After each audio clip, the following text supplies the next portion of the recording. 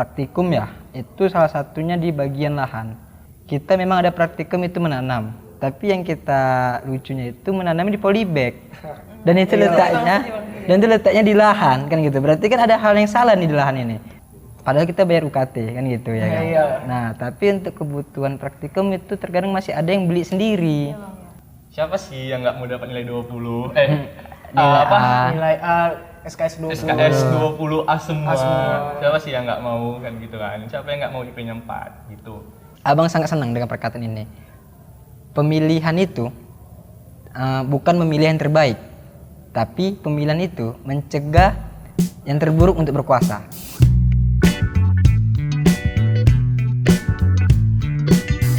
Halo Velas. Balik lagi di podcast tentang mahasiswa bareng aku El dan partner Aku Koko. Nah, kali ini kita ditemani siapa nih El? Nah, jadi di sini kita udah ditemenin oleh tamu kita dari pihak BEM. Mungkin buat Bang Rofiqul sama Bang Ijar boleh diperkenalkan dulu nih buat teman-teman yang lagi nyaksiin. Oke, halo kawan-kawan, nama saya Muhammad Rofiqul Firdaus Siregar, mahasiswa Prodi Agroteknologi Fakultas Pertanian Universitas Sumatera Utara. Saya di sini sebagai Badan Eksekutif Mahasiswa Fakultas Pertanian Universitas Sumatera Utara. Halo juga kawan-kawan semuanya. Jadi nama saya adalah Ihzar Rendi Siregar. Saya juga mahasiswa Fakultas Pertanian Prodi Agroteknologi. Dan saya juga adalah Badan Eksekutif Mahasiswa. Wah, nah keren banget kan mereka berdua. Nah, mereka berdua ini merupakan salah satu dari pihak BEM FPUSU yang bertugas atau berkewajiban dalam mengelola mahasiswa-mahasiswa terkhususnya di Fakultas Pertanian Universitas Sumatera Utara. Nah, kalau bicara soal mahasiswa di Fakultas Pertanian ini Bang, kira-kira gimana sih Bang dari pandangan Abang nih sebagai pihak dari BEM FPUSU tentang kesejahteraan mahasiswa saat ini? Oke, kalau dari Abang ya untuk kita menanggapi tadi pertanyaan itu ya kan. Kalau Abang lihat kita mengenai tentang kesejahteraan mahasiswa, yang Abang rasa memang di sekarang ini dan di masa kini itu menurun. Kenapa menurun? Karena yang kita lihat banyak aspirasi mahasiswa, banyak keluh kesah mahasiswa itu yang tidak tersampaikan kepada pihak birokrat kampus. Nah, tapi nggak nutup kemungkinan bahwasannya dari mahasiswa ini sendiri tidak mau menyuarakan akan hal itu karena mungkin dihantui dari rasa ketakutan dan juga rasa-rasa tentang bingung mau kemana dia mengadu, kayak seperti itu. Mungkin dari Ihja bisa juga melanjutkan apa sih kira-kira tentang kesejahteraan mahasiswa masa kini. Jadi kalau kayak kita tengok nih kan kampus kita khususnya kan Fakultas Pertanian itu kan kampus saintek dia. IPA bukan sosum kan. Jadi sebetulnya banyak banget kegiatan-kegiatan kampus kita yang itu dibuat itu praktikum gitu. Jadi memang pasti banyak biaya-biaya yang dibutuhkan oleh mahasiswa, yang dikeluarkan oleh mahasiswa gitu. Jadi itu juga sebetulnya kalau kita bilang jadinya mahasiswa-mahasiswa ini mungkin khususnya Fakultas Pertanian lagi banyak pengeluarannya sehingga untuk kesejahteraannya itu juga nggak banyak gitu sih. Itu sih kalau menurut Abang. Wah, jadi teman-teman El nih banyak juga yang masalah dari mahasiswa yang disampaikan ke bagian dari BEM ini. Setuju sih, soalnya kan kita sebagai mahasiswa pastinya punya kan rasa-rasa yang kayak yang tadi Abang bilang, kayak kita kan MIPA nih pasti banyak praktikumnya, cuman kadang kalau kita praktikum kan kadang peralatan yang kurang memadai gitu kan, jadi kan menghambat kita juga dalam proses pembelajaran tentunya ya. Gimana sih Bang tanggapan Abang tuh terhadap fasilitas praktikum nih? Apalagi kan UKT kita nih semakin meningkat, tapi fasilitas praktikum di pertanian kurang memadai gitu Bang. Kalau tanggapan Abang mengenai fasilitas kampus, karena kebenaran juga saya sendiri sebagai mahasiswa agroteknologi, memang yang kita lihat di sekarang ini untuk praktikum ya, itu salah satunya di bagian lahan. Mungkin kawan-kawan mahasiswa agroteknologi banyak mengetahui lah, karena kondisi lahan kita yang sebenarnya itu kurang memadai. Kenapa? Karena yang kita tahu belakangan ini, kita memang ada praktikum itu menanam. tapi yang kita lucunya itu menanamnya di polybag. Dan itu letaknya di lahan kan gitu. Berarti kan ada hal yang salah nih di lahan ini. Mungkin entah itu di bagian kondisi tanahnya atau di bagian kondisi penyiramannya, kan itu harus diperhatikan dong. Tanaman kan juga kebutuhannya landasannya di air. Nah, tapi kalau kita berbicara tentang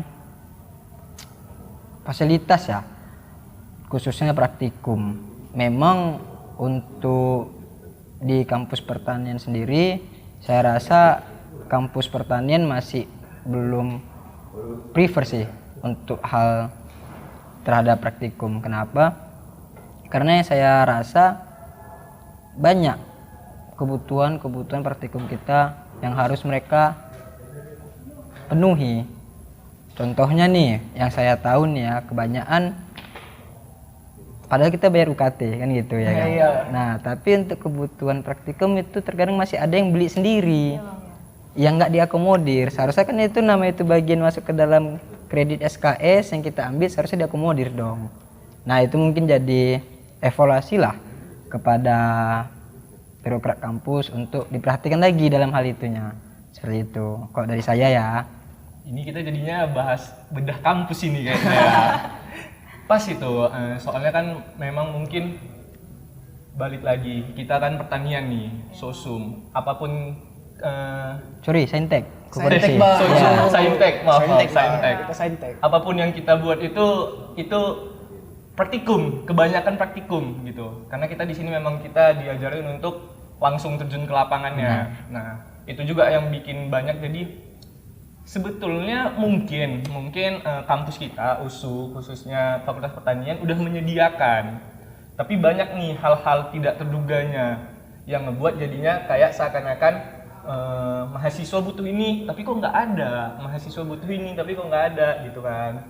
Jadi itu balik lagi mungkin memang bisa kita evaluasi bersama, dan kami mungkin di sini perwakilan BEM juga bisa menuju ke dekanat untuk bisa berdiskusi mengenai hal-hal itu. Itulah yang kami butuhkan juga dari mahasiswa pertanian khususnya, untuk bisa diskusi sama kami. Apa sih kebutuhan-kebutuhan kampus yang kayaknya masih banyak miss-nya gitu. Itu sih. Setuju banget sih Bang, apalagi kan dari pengalamanku juga lah Bang sebagai mahasiswa di agroteknologi Fakultas Pertanian USU nih. Kalau nggak salah tuh kami kemarin Bang ngelahan, tapi lahannya banjir Bang, jadi tanaman kami itu tergenang semua Bang. Aduh, itu pusing kali lah Bang. Terakhirnya kami terpaksa nyangkol tanah lagi kan Bang, buat ditimbun lah biar nggak tenggelam. Nah, untuk yang polybag tadi mungkin kan Bang, ada beberapa komoditi lah yang nggak bisa di lahan, harus butuh tanah khusus tadi kan Bang, karena butuh perlakuan khusus biar nggak terkontaminasi gitu. Terus yang untuk lab itu Bang, juga di Fakultas Pertanian ini kurang kali Bang peralatannya. Contohnya nih Bang, kayak hal yang simpel aja kayak botol plastik, karet, pipet untuk praktikum di lab tanah. Di labnya ya? Itu aja mahasiswa disuruh bawa sendiri gitu, nggak ada disediain di lab. Wow. Contohnya lagi tuh kayak buku untuk pengerjaan logbook aja nih Bang, itu mahasiswa disuruh nyediain sendiri. Padahal itu kalau kita lihat di fakultas pertanian di luar sana Bang, di luar Pulau Sumatera misalnya, itu dia ada disediakan untuk buku pengerjaan logbook, kertas untuk mengerjakan laporan dan sebagainya. Jadi ya itulah Bang tadi masalah di pertanian kita ini Bang. Kalau boleh tahu Bang nih, kan dari sekian banyak masalah kan kita tadi bahas masalah fasilitas, masalah ini. Ada nggak sih Bang masalah yang sering diungkapkan oleh mahasiswa selain dari fasilitas, atau memang fasilitas yang paling sering? Kalau berbicara tentang permasalahan yang sering diungkapkan mahasiswa, memang benar, memang banyak yang sering disuarakan oleh mahasiswa itu memang fasilitas. Kenapa? Karena kan yang secara langsung dirasakan mahasiswa kan ialah fasilitas kampus itu sendiri. Artinya dia jauh-jauh dari perantauan datang ke kampus untuk belajar. Tapi pembelajaran dia itu nggak akan optimal kalau tidak ada faktor pendukungnya, itu fasilitas. Tapi selain daripada itu, banyak mahasiswa ini mengeluhkan, mungkin ya, yang tahun ajaran terbaru yang kita tahu kan 2023, yang dimana tahun 2023 ini yang kita ketahui bersama kenaikan UKT, yang dimana itu betul-betul pesat kali lah naiknya. Mungkin di kampus pertanian sendiri, kalau nggak salah ya mungkin bisa dikoreksi, untuk mandirinya aja 9 juta. Sedangkan untuk full, yang UKT fullnya itu 6 juta. Artiannya sangat jauh kali kan, yang dimana mungkin di tahun ajaran yang 2020 ke bawah, ibaratnya 2020, 2019, 2018 itu UKT fullnya masih 3,2 dan mandirinya 6 juta. 4,2. Oh ya sorry, 4,2 benar-benar. Nah itu sih banyak disuarakan tentang UKT, karena kan kita tahu kan kita kan PTN nih. Dalam artian seharusnya harapan orang terhadap PTN ini kan lebih murah daripada swasta, kan gitu, namanya negeri. Nah itu sih lebih ke bagian hal finansialnya yang banyak mahasiswa ini resah lah akan hal itu.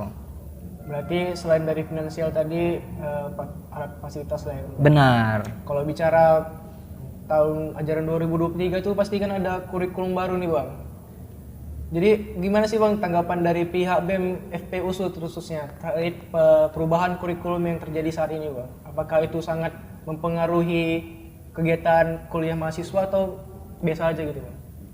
Betul Bang, apalagi kan yang perubahan kurikulum ini kan yang berefek itu yang paling kerasa itu di angkatan 2020 sama 2021 nih Bang. Kan kebetulan Abang juga angkatan 2020, kami angkatan 2021. Nah di kami sendiri ada keresahan tersendiri dari kurikulum ini. Nah tanggapan Abang tuh gimana gitu dari pihak Abang? Nah kalau dari Abang dulu ya mungkin ya, untuk tanggapan Abang mengenai perubahan kurikulum yang kita tahu sekarang namanya MBKM ya kan, kalau nggak salah kan? Iya betul. MBKM Merdeka Belajar Kampus Merdeka. Kampus Merdeka. Nah, kalau Abang paling nanggapin dulu yang pertama dari sisi organisasi sih. Kenapa? Menurut Abang, MBKM ini benar-benar membuat organisasi ini mati. Nah, karena kebetulan ya kayak yang Abang jalankan sekarang lah, yang dimana kan itu menjalanin Badan Eksekutif Mahasiswa. Nah, nggak hanya BEM sendiri saja, yang Abang rasa ormawa-ormawa yang di kampus itu pun sedikit terhambat lah pergerakannya terhadap MBKM. Kenapa? Karena memang yang kita akui lah, Abang sendiri jujur itu pernah mengikuti namanya kampus mengajar Mitra USU. Kalau kita berbicara benefit yang Abang rasakan memang nyata sih. Kenapa? Ya kita sebagai mahasiswa kalau ada tentang hal nilai senang nggak sih? Seneng lah Kan pastinya. gitu. Pastinya pada ngejar rekognisi juga. Benar, ngejar rekognisi biar nilainya itu bagus. Yang kedua yang namanya juga mahasiswa kan sangat senang nih atas namanya uang saku. Iya kan? Karena kan di MBKM yang kita perlu ketahuin apapun programnya itu ada uang sakunya. Nah tadi kenapa balik lagi kita ke belakang, kenapa Bang bilang tentang organisasi? Karena banyak mahasiswa sekarang tidak melek bahwasanya sebenarnya organisasi ini masih penting loh. Kenapa masih penting? Karena di organisasi lah kita belajar bagaimana cara kita memanajemen diri, belajar tentang mungkin public speaking. Memang banyak anggapan sekarang kayak hal sepele, tapi yang Abang rasa itu tidak sepele sih, karena kayak dari Abang lah kan sebagai mahasiswa agroteknologi yang dimana sasaran dari setelah kita tamat itu mungkin terjunnya ke dunia perkebunan. Nah cara kita menghadapi masalah, cara kita berpikir cepat, cara kita menjadi orang yang problem solving, Abang rasa itu semua diwadahi oleh organisasi. Itu sih kalau dari Abang, keresahan Abang terhadap perubahan kurikulum banyak menjadi penghambat dari organisasi. Tapi nggak nutup kemungkinan memang MBKM ini salah satu terobosan yang sangat cemerlang lah Abang rasa dari pihak kementerian. Kenapa? Karena salah satu program MBKM itu ada yang namanya itu pertukaran mahasiswa merdeka, PMM. Kan baru di zaman ini nih pertukaran itu sangat mudah dan kita betul-betul belajar kayak mana sih budaya-budaya kampus lain. Jadi ada plus minus sih kalau Abang menanggapi tentang perubahan kurikulum ini. Mungkin kalau dari Ija beda lagi mungkin tanggapannya. Kalau Abang nih, ini sebelum kita bahas kurikulum nih, yang tadi kita bahas masalah kenaikan UKT. Kenapa kenaikan UKT ini cukup berdampak bagi kita mahasiswa pertanian khususnya? Itu balik lagi ke fasilitas. Itulah yang ngebuat kenapa banyak mahasiswa itu mengeluhkan fasilitas gitu. Dengan kenaikan yang cukup signifikan, jadi 9 juta, misalnya kita anggap mandiri yang jadi 9 juta dari 6 juta, dan dapatnya fasilitasnya yang gitu-gitu aja. Itu yang paling sering dikeluhkan. Nah mungkin ini kayak teman-teman juga kan udah ngasih keluhan ini sama kami sebagai kami BEM, bukan mungkin sih, pasti kami bakal usahakan untuk kami naikkan juga ke dekanat, khususnya misalnya kayak kita yang program studi agroteknologi, kami naikkan ke prodi kita tentang kebutuhan lahan, tentang kebutuhan bahan-bahan yang lain gitu. Kalau kita ini masalah tadi apa? Perubahan kurikulum. Perubahan kurikulum. Pas, ada plus, ada minus. Benar. Pasti ya semua perubahan yang Plusnya apa? Mahasiswa banyak yang tamat cepat waktu. Iya. Kenapa? Karena banyak kegiatan MBKM yang dapat rekognisi sampai 20 SKS itu banyak dia gitu. Yang kayak tadi kata Bang Rofikul, ada PMM, habis itu ada kampus merdeka atau apapun itu yang banyak sekali gitu. Jadi itu nilai plus untuk kita. Siapa sih yang nggak mau dapat nilai 20? nilai A SKS 20. SKS 20 A semua. Siapa sih yang nggak mau kan gitu kan? Siapa yang nggak mau IP-nya 4 gitu. Jadi minusnya apa? Sama. Kampus jadi sepi. Benar, Iya, benar. sepi kali Bang kampus sekarang. Sepinya kenapa? Karena kawan-kawan kita yang ikuti MBKM pergi. Benar. Ada yang MBKM-nya di Brastagi sana, ada yang di Luar kota. luar kota, PTPN 4, semua banyak gitu. Jadi kampus sepi. Itulah kenapa banyak organisasi khususnya saat ini hidup segan mati tak mau. Gitu. Soalnya banyak mahasiswanya yang ada hilang, Iya, benar. Gitu. Itu sih kalau dari apa. Oh ya Bang, itu snacknya boleh dimakan Iya, Bang. baik. Minum dulu bang. Berarti secara nggak langsung ini perubahan kurikulum ini, setiap perubahan pasti ada Plus minusnya, benar. Kembali lagi kepada mahasiswa, ke diri kita sendiri, gimana kita menanggapinya perubahan tersebut, apakah Betul. secara baik atau secara buruk. Berarti Bang, dari yang saya tangkap nih Bang, berarti ada program atau sistem dalam BEM ini yang terkhusus untuk sebagai jembatan aspirasi bagi mahasiswa menyampaikan keluh kesahnya, apakah gitu?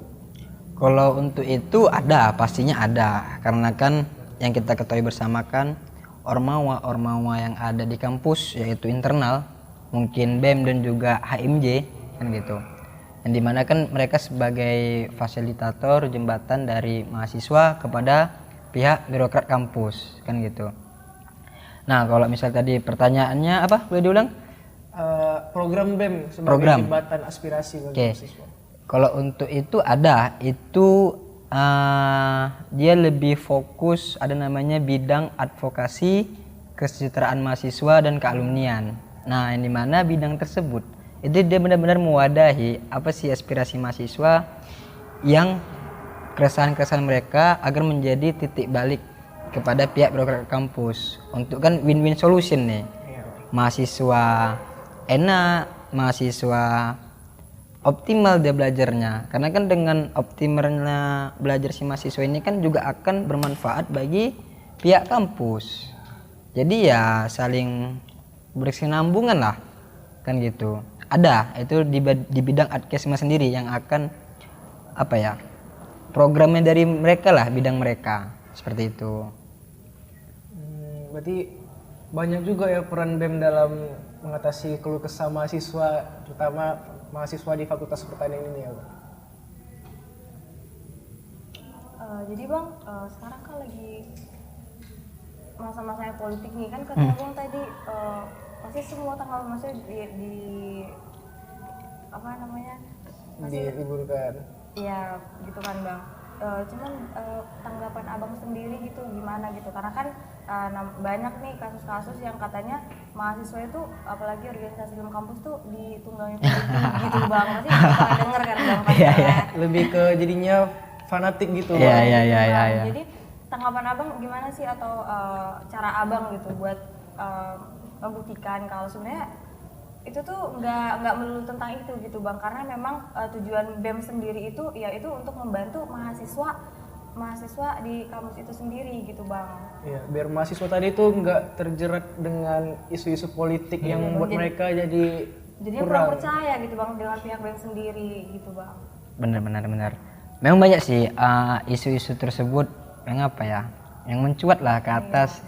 Karena apalagi kalau mungkin kawan-kawan tahu, banyak yang mengatakan ketika mahasiswa ini pengen kritis, nanti anggapan orang dia ini mahasiswa. Kan gitu. Padahal yang sebenarnya itu menurut abang ya, itulah isu-isu, bisa kok abang bilang sih gimana ya bilangnya ya, isu-isu yang biar masyarakat itu nggak menjadi percaya lagi kepada mahasiswa. Padahal yang abang rasa, yang kita ketahui ya, mahasiswa itu memang jati dirinya ya agent of change. Artinya dialah sebagai stakeholder perubahan sosial. Nah, tapi kok kita nanggapin ya, karena di tahun ini tahun-tahun pemilu ya, tahun panas bisa kita bilang 2024. Lebih ke apa ya? Menjaga, kalau bisa kita bilang menjaga kedamaian aja sih. Pilihan berbeda itu pasti. Tapi artinya semua itu kan untuk hal yang baik. Iya. Kan gitu. Ada tuh suatu perkataan yang abang kutip nih ya. Abang sangat senang dengan perkataan ini. Pemilihan itu bukan memilih yang terbaik, tapi pemilihan itu mencegah yang terburuk untuk berkuasa. Pernah dengar nggak kira-kira? Oh, pernah. Iya. Coba dengar itu. Jadi artinya gini, siapa mau kita pilih, sebenarnya mereka itu bukan yang terbaik, bukan. Karena mereka pun bekerja itu nggak satu. Mereka punya tim, mungkin kok bisa kita bilang mereka punya kabinet. Kabinet itu bisa berjalan karena bantuan kita juga sebagai rakyatnya, kan gitu. Jadi ya kompleks untuk kemajuan. Jadi abang sangat senang sih kutipan itu. Harapannya kita sebagai mahasiswa harus banyak apa ya, dibilang belajar mungkin, tapi harus banyak mengetahui fakta sih. Karena terkadang fakta ini walaupun dia pahit harus kita ketahui, kan gitu. Biar apa? Biar kita mencegah yang terburuk berkuasa. Bukan berarti memilih yang terbaik. Itulah pada intinya. Kayak itu dari awal seperti itu. Itu sih. Ini kalau kita bahas politik ini 10 jam mungkin bisa nih kalau kita bahas politik kan. Tapi kalau tadi Bang Fikul ada kata-kata yang bagusnya, abang pernah dibilang juga kan sama abang. Kata-katanya kayak gini. Tanggung jawab nggak akan jatuh di pundak yang salah. Jadi bebas kita berpolitik, bebas. Siapa pilihan kita, 01, 02, 03 bebas. Itu silahkan. Nggak ada paksaan atau apapun. Apalagi kalau yang kayak anggapan mahasiswa ditunggangi. Itu yang membilang itulah yang menunggangi. Benar. Yang membilang itu yang ditunggangi sebetulnya gitu. Jadi jangan sampai kita ada pemikiran yang kayak gitu.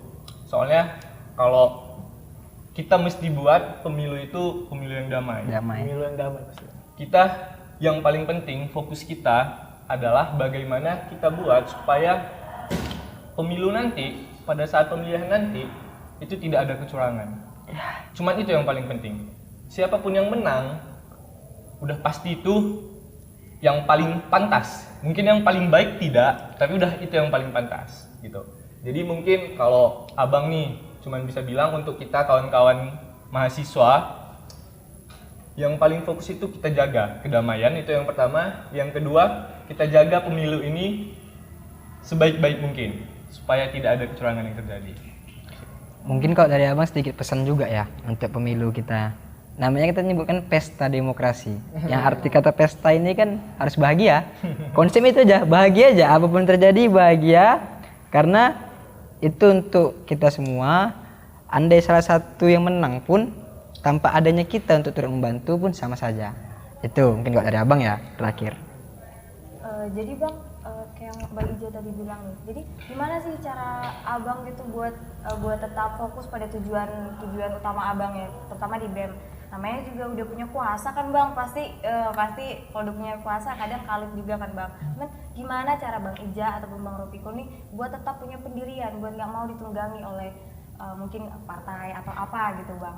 Buat tetap pada pendiriannya sendiri Iya, tanpa dipengaruhi orang lain gitu bang. Jadi kita milih itu berdasarkan hati dan analisis kita sendiri, bukan karena ikutan sama orang-orang. Terus abang nggak memanfaatkan dengan kuasa yang abang pegang sekarang gitu kan buat mempengaruhi teman-teman yang lain juga gitu bang. Untuk ikut dukung gitu misalnya bang. Oke, kalau abang nih, Iya, kalau Bang. ditanya ke abang, sebelum abang masuk BEM, sebelum abang punya sedikit jabatan di BEM, itu abang pasti awalnya punya niat. Kenapa mau masuk BEM? Apa tujuannya? Apapun jabatannya pada saat itu bukan suatu hal yang penting. Yang penting itu, kenapa harus masuk BEM? Dan apa tujuannya? Balik lagi ke situ. Kalau abang pribadi punya tujuannya itu apa? Karena abang rasa BEM ini salah satu yang paling tinggi di kampus kita, di pertanian. BEM ini yang paling tinggi, eksekutif, badan eksekutif mahasiswa. Jadi kenapa bang kepengen masuk BEM pada waktu itu, dan kenapa bang sampai saat ini di BEM dan mempunyai jabatan? Itu karena bang mau supaya teman-teman abang, kita semua, masyarakat pertanian khususnya, itu bisa ngasih apa yang mereka pikirkan gitu. Apa yang mereka pikirkan bisa disampaikan ke abang, kemudian abang sampaikan lagi ke ketua BEM. Jadi semuanya itu jalannya supaya bagus gitu sih. Soalnya kita kan mau kedepannya bakalan jadi lebih baik dan lebih baik gitu. Yang lebih baik ditingkatkan, yang belum baik ditinggalkan gitu. Kalau abang itu sih. Nah, kalau dari abang tadi sebenarnya pertanyaannya apa? Ditunggangi ya? Iya bang, jadi gimana cara abang tuh biar tetap konsisten gitu pada Konsisten. pilihan abang. Kalau abang tuh memang tujuan abang di BEM itu ya untuk menyampaikan aspirasi dari mahasiswa itu sendiri gitu bang. Oke, kalau dari abang tentang konsisten, kalau kita berbicara konsisten ya, bagaimana biar suatu amanah yang sedang abang jalankan ini tidak mempengaruhi tentang kondisi tahun kita sekarang, karena kan tahun-tahun tentang pemilihan umum kan gitu. Iya, betul. Kalau abang pribadi tentang konsisten, abang cukup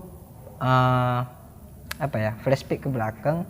Tujuan abang sekarang di Badan Eksekutif Mahasiswa ini untuk mengabdi kepada masyarakat pertanian itu sendiri. Dan kalau kita menanggapi tentang punya kuasa nih, seharusnya lebih mudah dong untuk untuk maafnya itu mendoktrin lah kan gitu.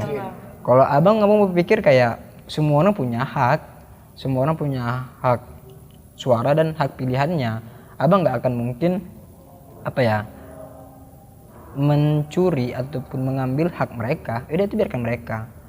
Ibaratnya ya abang atas analisis abang, kalian atas analisis kalian, mereka ya atas analisis mereka. Kayak tadi abang bilang di awal, setiap orang pasti punya risetnya sendiri. Setiap kita pasti akan memilih pilihannya sendiri. Kembali lagi abang bilang, pemilihan ini bukan memilih yang terbaik, tapi mencegah yang terburuk berkuasa gitu. Jadi intinya ya setiap orang punya haknya masing-masing, gitu aja sih cara abang menanggapinya. Karena kan tujuan abang untuk menjadi Badan Eksekutif Mahasiswa ini masuk ke dalam Ormawa ini ya untuk mengabdi kepada masyarakat pertanian, itu saja. Abang mau tambahin nih ya, tadi yang boleh, lupa Boleh, kejawab juga, Bang. ditunggangi gitu kan. Satu hal yang abang rasa paling penting sebagai kita mahasiswa itu adalah ketika kita punya pilihan, kita tidak akan segampang itu untuk ditunggangi gitu. Ketika kita memilih, kita bilangnya ABC aja lah ya, ketika kita milih A atau B atau C, dan ketika ada yang datang kepada kita untuk ayo kita pilih A nih, atau kita pilih B, atau kita pilih C, kita mahasiswa loh gitu, nggak akan segampang itu kita, oh yaudah gitu. Itu sih, jadi untuk kita semua, untuk mahasiswa semua, kita udah punya pikiran gitu. Iya benar. Ya udah, kita udah bisa ngeriset, kita udah tahu mana yang paling bagus untuk kita ke depannya lakukan. Gitu sih. Nah, untuk teman-teman mahasiswa denger ya apa tadi, diingat ya kata-kata abang dari Bang Rofikul, Bang Pija juga, itu tetap pada pendirinya sendiri, lakukan riset masing-masing, ikuti kata hati masing-masing, jangan mau ditunggangi, jangan mau ikut-ikut kawan saja. Jadi itu kan Bang kurang lebih. Benar. Dan inti konsistensi itu sendiri yaitu ingat tujuan awal ya Bang. Benar. Nah, ingat tujuan awal tuh kok. Kalau kita baik dari program advokasi tadi Bang, itu kan advokasi itu tadi sebagai program untuk jembatan mahasiswa menyampaikan apresiasinya atau aspirasi ke prodi atau ke fakultas. Kalau program lain gitu ada nggak Bang? Mungkin program yang membantu mahasiswa yang kesulitan finansial maupun kurang stabil dalam keadaan mental. Oke. Kalau tadi izin abang sedikit koreksi ya, bukan program Adkesma, tapi itu lebih ke bidang advokasi kesejahteraan mahasiswa dan kalumnian. Artinya bidang tersebut pasti akan memiliki program-program untuk dalam menyampaikan aspirasi kita sebagai mahasiswa kepada birokrat kampus. Nah, kalau untuk tadi berbicara program apa sih kira-kira untuk tentang hal finansial ya, finansial dan mahasiswa dan mental. Yang sekarang ini mahasiswa ini pasti terisu mental Gen Z itu lemah kan gitu. Oke.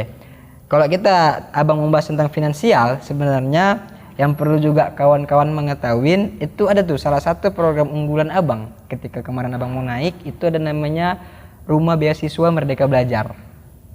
Nah, yang dimana program unggulan ini dia itu ngefokuskan terhadap penginformasian dan pelatihan mengenai tentang beasiswa. Karena kan yang kita bahas tadi di awal, banyak sekarang mahasiswa sulit mau kuliah hanya karena tentang finansial, artinya UKT yang tinggi. Tapi kalau kawan-kawan mahasiswa mengetahui, finansial ini nggak menjadi kendala loh. Kenapa? Karena banyak wadah-wadah yang bisa menyelesaikan itu tadi lah, seperti beasiswa. Nah, dari BEM sendiri itu ada namanya program unggulan abang pribadi, itu Rumah Beasiswa Merdeka Belajar. Jadi itu Beasiswa Merdeka Belajar. Rumah Beasiswa Merdeka Belajar. Jadi dia itu fokusnya terhadap penginformasian beasiswa dan pelatihan. Karena kan beasiswa ini kan yang banyak nih syarat-syaratnya. Jadi ada perlu pelatihan terkadang, nggak hanya berupa informasi doang. Nah, mungkin dari El ada tambahan? Jadi mungkin dari sini kan kita mikirnya kalau BEM tuh nggak peduli gitu loh. Taunya ternyata kita sendiri yang kurang mencari tahu gitu. Iya. Padahal banyak dari BEM yang udah bikin kayak program-program. Contohnya apa tadi? Beasiswa Merdeka Belajar. Nah, kalau dari aku sendiri aku tuh males banget Bang buat nyari beasiswa karena syaratnya ribet kan Bang. Terus takut juga dia nanti paling juga nggak lulus gitu kan Bang. Karena kan nggak ada persiapan Bang. Nggak pernah nyoba juga. Jadi nggak pernah nyoba gitu Bang. Jadi emang kita tuh harus lebih peduli ya kuncinya. Iya, tentu. Lebih peduli untuk masa depan diri sendiri. Peduli juga kepada lingkungan, kayak untuk teman-teman kita buat ngerangkul lagi. Nah, nggak kerasa nih ya Bang, ini udah lama banget nih kita ngobrol-ngobrol gitu kan. Udah banyak juga informasi-informasi yang kita dapat dari. Ini boleh dimakan kan? Boleh. Ambil aja Bang. Nah, nggak kerasa banget nih kita udah lumayan, udah cukup banyak yang kita bahas juga ya. Udah cukup banyak juga yang kita dapat dari Abang Rofikul dan Bang Pija sebagai perwakilan dari BEM, FP USU terutama. Betul, jadi sekarang juga kita jadi lebih tahu nih tentang BEM gimana, dan banyak juga ternyata program-program ya kok yang udah dilakuin sama BEM sendiri gitu. Bener banget, mungkin teman-teman kalau mau butuh informasi lebih lanjut, baik itu terkait beasiswa maupun terkait isu-isu kampus yang terbaru, bisa cek di IG-nya BEM FP USU. Mungkin Bang Rofikul atau Bang Pija ada sepatah atau dua kata yang mau disampaikan? Kalau dari abang, sepatah dua katanya singkat saja sih. Ini khusus untuk para mahasiswa ya, tepatnya untuk mahasiswa baru mungkin ya. Kita dikirim jauh-jauh dari kampung untuk melanjutkan studi kita. Artinya kita ialah pemuda-pemuda yang terpilih untuk menjadi harapan orang tua di rumah. Jalani dengan baik, lakukan dengan baik, maka akan mendapatkan hasil yang baik. Nah, kalau untuk bagi mahasiswa-mahasiswa akhir yang mungkin dari abang pribadi sebagai udah mahasiswa akhir lah kita bilang. Stambuk 2020 yang mungkin semesternya itu udah cukup untuk diakhirin. Tetap semangat, ingat tujuan awal kita memasukin kampus, ingat apa pencapaian yang mau kita gapai, maka selesaikanlah. Artiannya percuma kita panjang perjalanan tapi nggak ada akhirnya. Selesaikan, lakukan yang terbaik. Dah itu aja sih kalau dari abang. Kalau abang nih, kalau dua patah kata ya, Iya bang. apa yang dimulai selesaikan. Udah, itu aja. Waduh, singkat banget tapi bermakna banget nih ya bang. Iya. Itu aja. Setuju. Pasti setuju sih. Apa yang kita mulai harus kita selesaikan secara tuntas. Jangan berhenti di tengah jalan. Jalan, benar. Betul. Jadi mengingat waktu kita udah nggak banyak nih bang, kalau mungkin sampai di sini aja ya bang. Jadi buat teman-teman di rumah cukup sekian podcast tentang mahasiswa kita kali ini. Sampai jumpa di podcast selanjutnya. Bye bye. Bye.